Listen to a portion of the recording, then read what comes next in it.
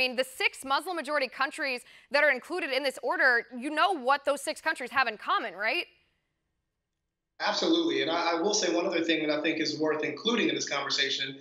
President Trump did mention that he knew there would be legal scrutiny and potentially opposition, and that he would actually amend his original order on the basis of avoiding that scrutiny and opposition. So, yes, I think we're talking about his intention or his intentionality here versus what the order actually includes. And that's why it was affirmed by the Supreme Court. Right, and that's actually a great point that you make. I want to talk about that point for a second. Isn't that a good thing that we have a system of government that when a president suggests something that's not within our values or not within our legal system, something that wouldn't be legal, wouldn't be constitutional, that he's then forced to amend it so that it is legal and it's not discriminatory? Isn't that actually a good thing for which he should be commended? I think it is a good thing if in the cases where it actually works. I mean, I think this president is testing the legal limits of his presidential power on a daily or weekly basis at this point. And the question is, where will he take it to when it's a bridge too far? I think this is one where he certainly scored a victory for himself and for the Republican Party on this one,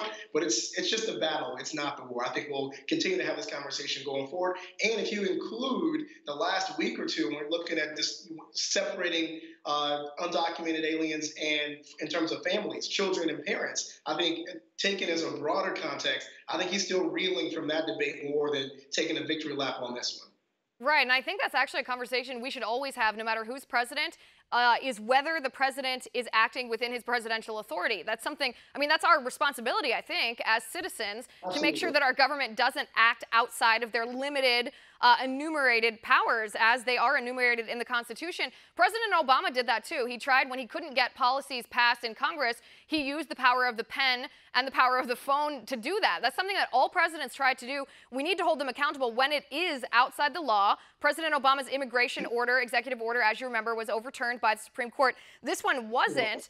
The answer to my original question, and this is just for viewers' edification, the 6 Muslim majority countries that are included in this order, what they have in common is terrorism. They either fund it, they sponsor it as a state, they actively try to support, harbor, or export terrorists to wage terror on other countries. The 6 Muslim majority countries in this order were also targeted by the Obama administration. It's not something new. And they have the option to get off this list, to get off this travel ban, if they stop funding terrorists and sending terrorists abroad to wage their terror.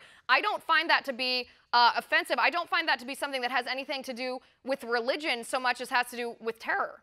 Want to see more videos like this? Click on the link below and subscribe to One American News on YouTube. And call your cable provider and kindly demand that One American News is added to your lineup. Call and subscribe today.